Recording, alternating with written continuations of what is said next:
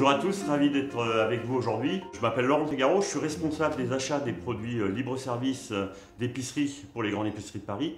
Et j'ai la chance d'accueillir aujourd'hui Cyril, pharmacien herboriste de la fameuse herboristerie marseillaise, le Père Blaise, donc fameuse parce que très connue.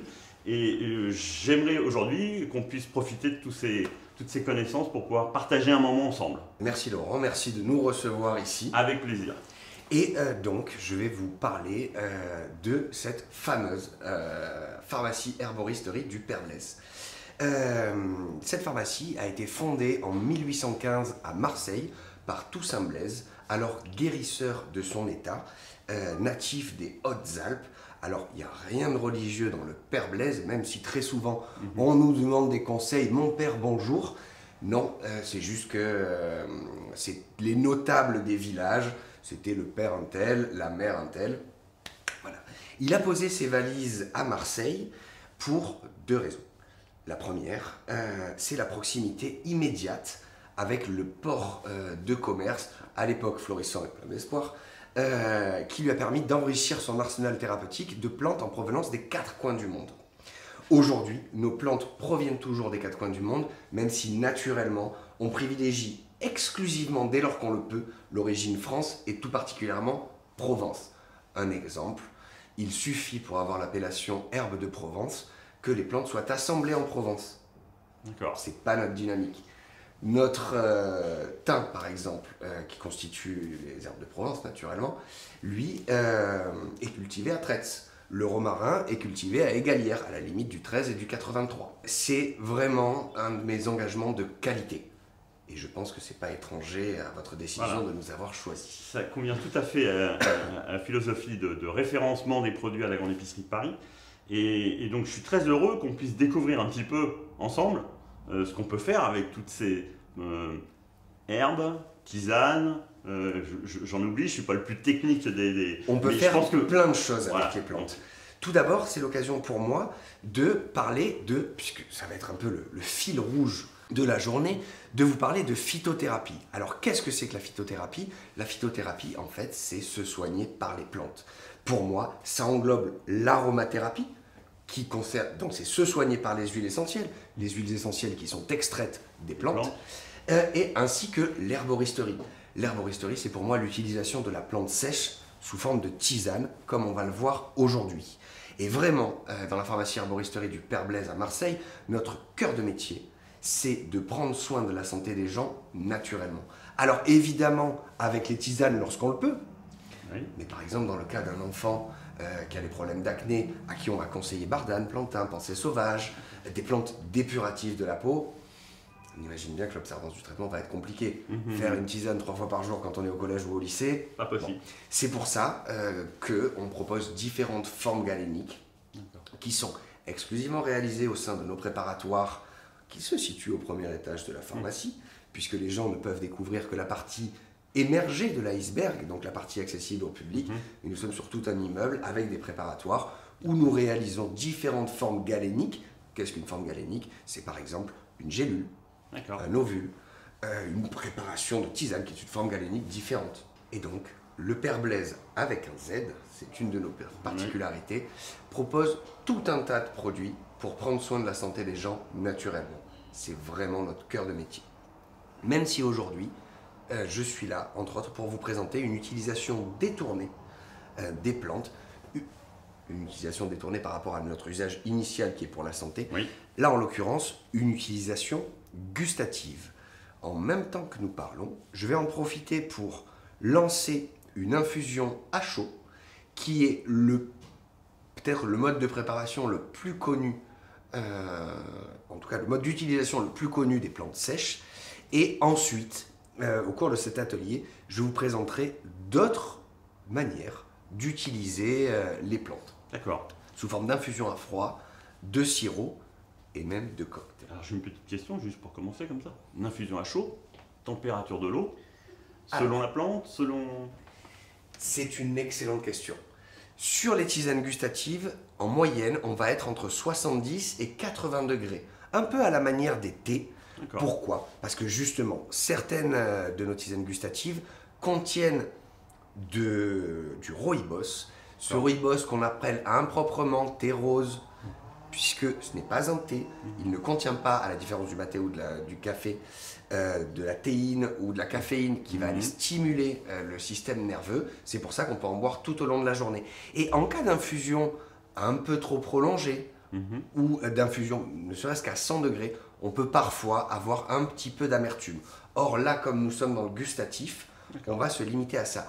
Par contre, pour notre cœur de métier, la tisane santé, eh bien là, il va falloir faire une infusion avec une eau bouillante. Donc on va verser une eau à 100 degrés sur les plantes.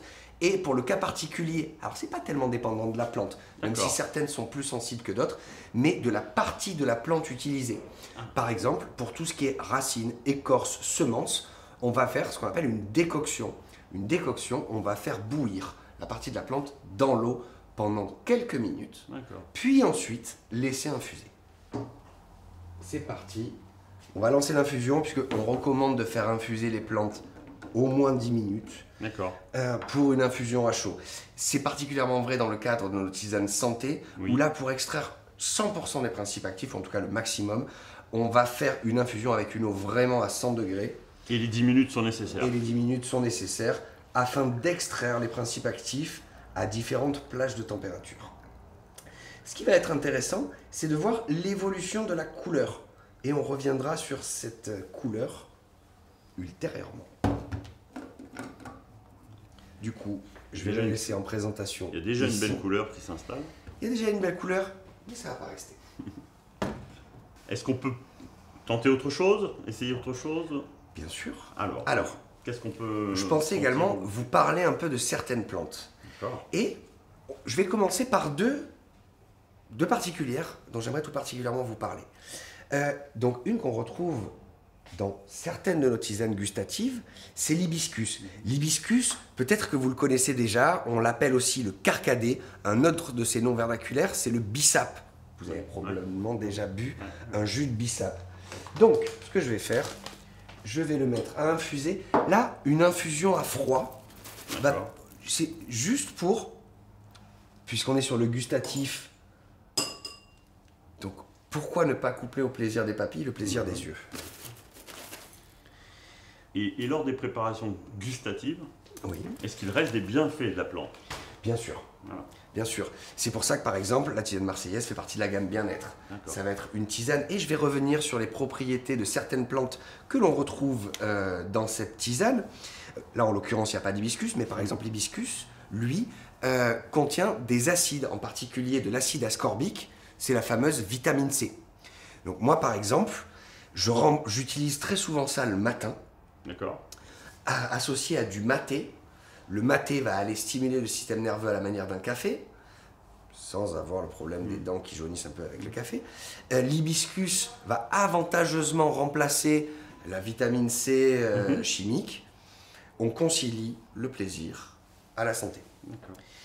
Ensuite, la fleur de mauve, donc Malva sylvestris, de la famille des malvacées, elle a une particularité intéressante.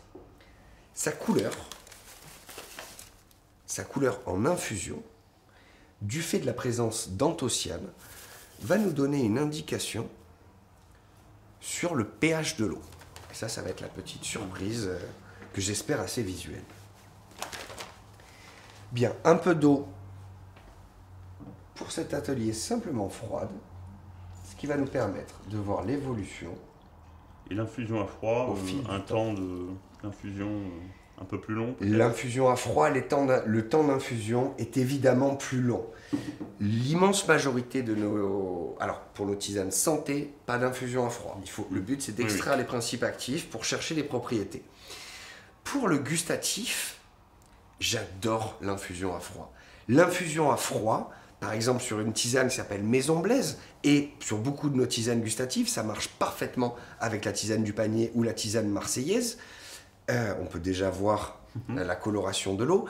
L'infusion à froid fait partie de la deuxième technique que je souhaite évoquer avec vous. L'infusion à froid va permettre d'extraire, je trouve, une subtilité de donner une subtilité, une rondeur sur les arômes, de ne pas faire en sorte que par exemple le rooibos prenne le dessus en cas d'une infusion avec par exemple de l'eau à 100 degrés. Et ça c'est génial par exemple pour les mamans qui ont des jeunes enfants. Je discutais hier avec une amie qui me disait mon fils a découvert l'oasis, il ne veut boire que ça. Et oui mais le sucre qu'il y a dedans. Alors que là, 2 cuillères à soupe de notre tisane Maison Blaise ou de notre tisane marseillaise, pour 1 litre d'eau, on met ça dans un infuseur au frigo et le lendemain, il faut compter un minimum de 6 heures d'infusion. Et le lendemain, on a une boisson délicieuse qui va avoir, par exemple dans le cadre de la tisane Maison Blaise, une note sucrée en fin de bouche due à la présence de réglisse alors qu'il n'y a pas de sucre. Et ça, c'est quand même génial. Du coup, je me fais tout seul la transition pour vous parler du réglisse. Alors, le réglisse, Glycyrrhiza glabra, c'est une plante qui est utilisée depuis l'Antiquité. Son nom latin, Glycyrrhiza glabra, vient du grec glycis, qui veut dire sucre, glabra, racine. C'est la racine sucrée. C'est pour ça qu'un de ses noms, c'est la racine douce. On l'a tous connu à mâchouiller en bâton. Et pour moi, sur le gustatif, alors, il ne faut pas oublier, je suis pharmacien, le réglisse. Alors, sur les propriétés, ça va être... Elle est traditionnellement utilisée depuis des siècles comme anti-ulcère. Elle est aussi utilisée dans le cadre de l'asthme, mais vraiment sur la sphère digestive, sur les ulcères. C'est vraiment une plante qui est très intéressante. Attention, très concentrée, elle peut faire monter la tension. Sur des doses gustatives, d'autant plus en infusion à froid, aucun risque. Aucun problème. Voilà. Ensuite, là, d'ailleurs, on remarque l'évolution sans y avoir touché, l'évolution, la diffusion, là en l'occurrence des anthocyanes, qu'on va descendre en jolis filets. Du coup, je vais vous parler d'une autre plante, peut-être pas toutes vous les présenter, mais en l'occurrence, une plante que j'aime beaucoup, c'est la mélisse. La mélisse, hop, donc Mélissa officinalis, que tu peux voir ici. Voilà. La mélisse, elle est utilisée, on retrouve des traces écrites depuis le 4e siècle avant Jésus-Christ, avec Hippocrate. Elle a été utilisée aussi par Paracels. 19 siècles après. Pas d'aujourd'hui. Et déjà, les médecins arabes louaient ses propriétés digestives, ses propriétés aussi pour lutter, ses propriétés anxio-dépressives, qui vont permettre de lutter contre les états anxio-dépressifs. Et voilà, ça fait partie des plantes, moi, que j'adore. Certaines l'utilisent pour ses propriétés aussi sédatives et anxiolytiques. Moi, par exemple, pour dormir, ma préférence va vers d'autres plantes, mais après, c'est là aussi la beauté de notre métier de pharmacien herboriste, c'est de pouvoir proposer des solutions avec les plantes spécifiques pour chacun. Et pour les compositions, après, la composition, il y a des règles pour composer une infusion ou comment ça se passe? Il y a des règles qui ont été théorisées pour les pharmaciens en 2015, ce qui s'appelle la monographie des mélanges de plantes pour tisane, qui, ma foi, ça fait plus de 200 ans qu'on fait des mélanges de plantes. Il n'aurait pas été bête qu'on nous consulte pour faire cette monographie qui, ma foi, est pas bête. Elle dit juste de ne pas associer les plantes aux propriétés antagonistes. Bref, ça, vous le savez déjà. Après, ce qu'il faut savoir sur le plan réglementaire, c'est que, alors, on parle de temps en temps du monopole des pharmaciens sur les plantes. Qu'est-ce que c'est? Moi, comme je dis à mes confrères, le monopole des pharmaciens, eh bien, on l'a perdu, sans forcément le savoir. Pourquoi? Puisque, du coup, j'en reviens à la pharmacie herboristerie, qui, je vous le rappelle, a été fondée par un guérisseur herboriste en 1815. Ses descendants, par la suite, y ont apporté une touche plus scientifique et médicale par le doctorat de pharmacie. Et heureusement, parce qu'ils ont bien senti le vent tourner, puisqu'en 1941, le maréchal Pétain interdit le diplôme d'herboriste et fait rentrer l'intégralité des plantes inscrites à la pharmacopée française sous le monopole des pharmaciens. malheureusement, les pharmaciens n'ont que trop peu utilisé ce monopole et qu'aujourd'hui, ce monopole pour moi n'a plus trop de sens dans le sens où on retrouve par exemple des plantes purement du monopole des pharmaciens, le millepertuis, on les retrouve en vente libre, en réseau bio, GMS, sous d'autres formes, comme par exemple le complément alimentaire ou la cosmétique. En l'occurrence, j'aime bien parler du millepertuis, puisque le millepertuis est une plante qui a, comme beaucoup d'autres, des effets intéressants, mais aussi malheureusement des interactions avec d'autres médicaments, comme les antivitamines K, les anticoagulants par voie orale, et je le répète, on ne le sait pas assez, aussi des interactions avec les pilules progestatives, en diminuant l'effet contraceptif de ces derniers. Donc attention, demandez conseil à votre médecin ou votre pharmacien en cas de prise, surtout sur le long terme, de millepertuis. C'est important. Bien. D'accord. Je vous ai interrompu avec ma question sur la composition d'une infusion. C'est avec plaisir que je vous réponds. Mais je suis curieux. Après, pour le gustatif, ça c'est un art. Ouais. Un art que jusqu'il y a peu, on ne maîtrisait pas parfaitement, puisque nos tisanes ont été formulées, créées vraiment pour leur efficacité.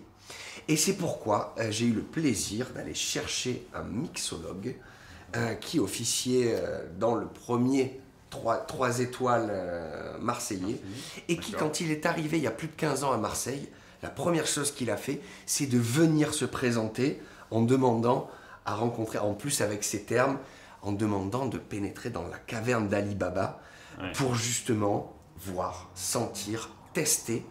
Et c'est pour ça qu'assez logiquement, après une longue expérience dans la restauration, eh bien, nos destins se sont retrouvés.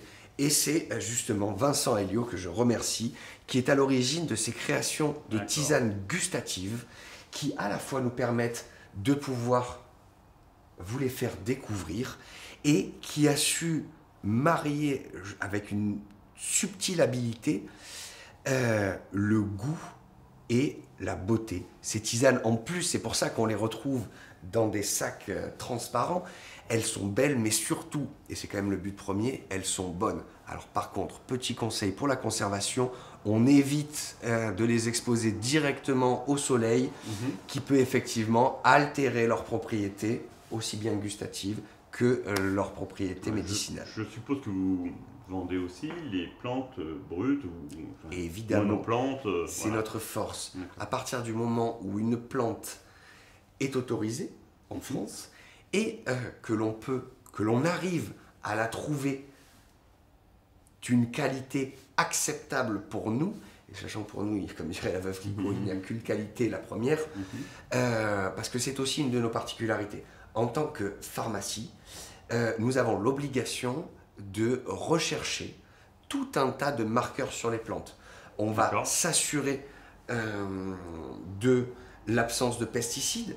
C'est malheureusement la raison pour laquelle on ne voit que trop peu le label bio, parce que beaucoup de plantes bio, cultivées en bio ou issues de la cueillette sauvage, eh bien, elles ont peut-être le label, mais lorsqu'on va chercher, on fait des analyses, en plus de faire les cendres totales, la bactério, de chercher certains marqueurs de principes actifs. Par exemple, quand on parle de ginseng, le ginseng, aujourd'hui, il y a une explosion de la demande au niveau mondial.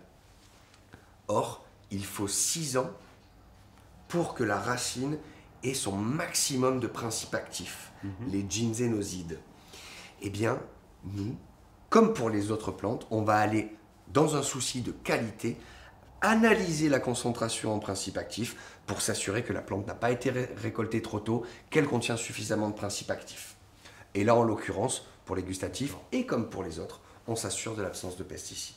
Parfait. Donc même si on n'a pas le label bio, on est quand même sur une qualité très clair, très qui est très importante, et je pense que ça fait partie des choses qui vous ont séduit. Le consommateur lambda, moi qui suis leur représentant en tant qu'acheteur à la grande épicerie, j'ai besoin d'avoir les clés d'entrée justement de tous ces petits détails qui font la différence.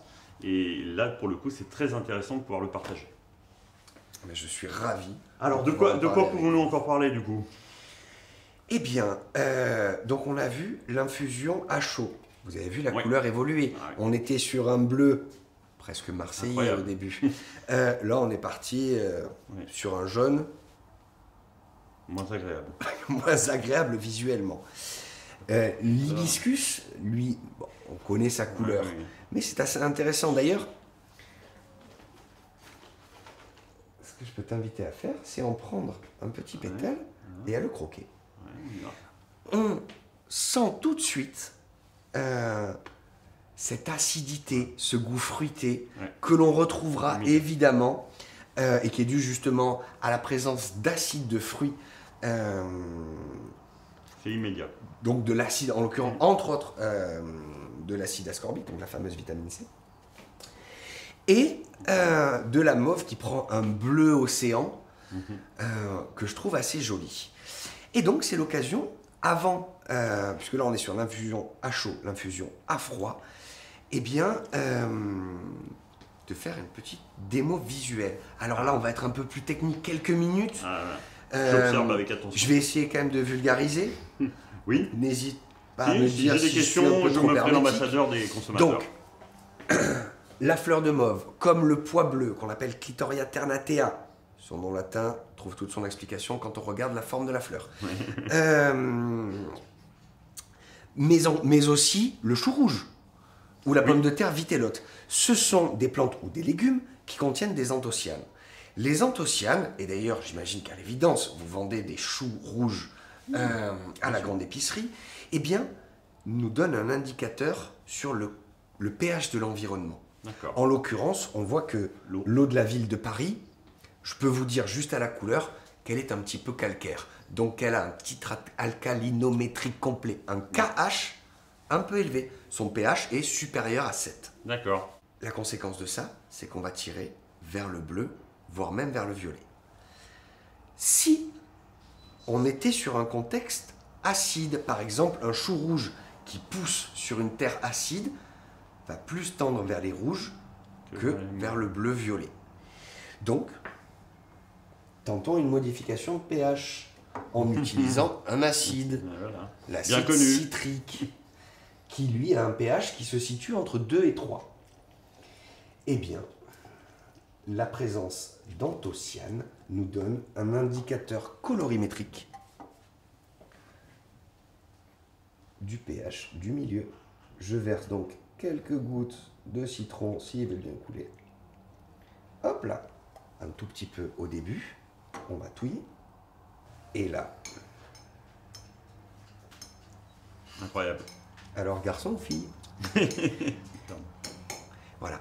Du coup, c'est l'occasion pour moi de faire une transition vers bien une autre utilisation de ces tisanes gustatives. Ces tisanes gustatives peuvent paraître, par exemple, comme on peut l'entreapercevoir, l'imaginer avec ce micro-cours de chimie un petit peu vulgarisé, peuvent servir de base très intéressante pour des cocktails à partir de cette tisane marseillaise. Donc, on voit que nous avons fait infuser cette tisane en début. Hop. Je vais même, oui, je vais retirer le petit infuseur puisque ça fait bien 10 minutes qu'elle a infusé. Y rajouter à l'intérieur un petit peu de sirop. Alors, c'est du sirop fait maison à partir de la tisane marseillaise. Ce qui sera l'occasion pour moi, dans quelques minutes, à la fin de cette présentation, de vous expliquer comment réaliser à partir de cette tisane un sirop fait maison, naturel, sans conservateur. Donc, j'aimerais quand même vous le présenter pour que vous voyez la couleur, puisque là, aucun colorant, rien. On est sur une couleur, je ne sais pas si ça se voit bien, un peu herbacée, qui tire sur les verres. Ok.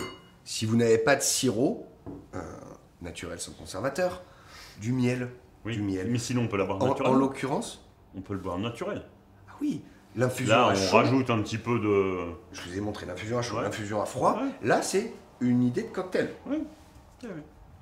Et libre à vous derrière d'imaginer d'autres idées de cocktail. Tout à fait. Donc, la tisane infusée à chaud avec sa couleur jaune, le sirop vert. Ok. Là-dessus, je vais prendre un shaker. Ok. Du citron. Si vous n'avez pas de sirop, un miel, de préférence liquide, c'est plus facile. Et idéalement, ma suggestion pour cet accord, un miel de lavande qui vient relever la touche florale de cette tisane. Hop, le citron.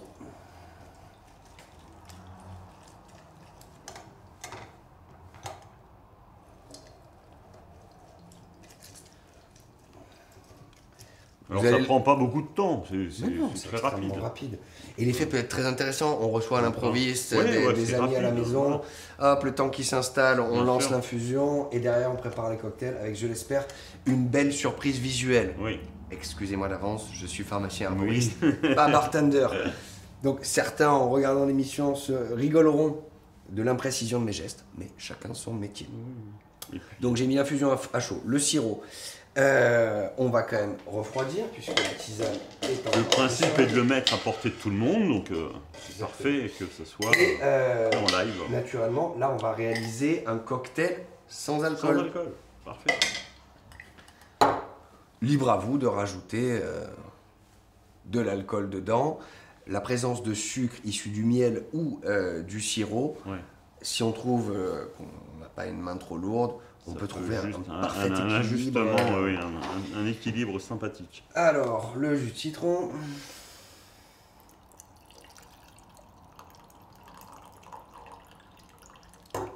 Hop là.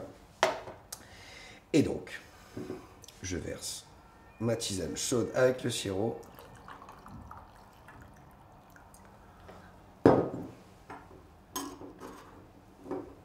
Attention. Attention, la surprise va arriver. J'ai cru apercevoir une légère modification. Mais... Il y a des chances. Mais je ne suis pas bartender professionnel, on m'en excusera.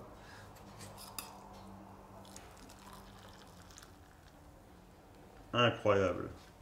Et voilà, on est parti du verre, du sirop, du jaune de la tisane.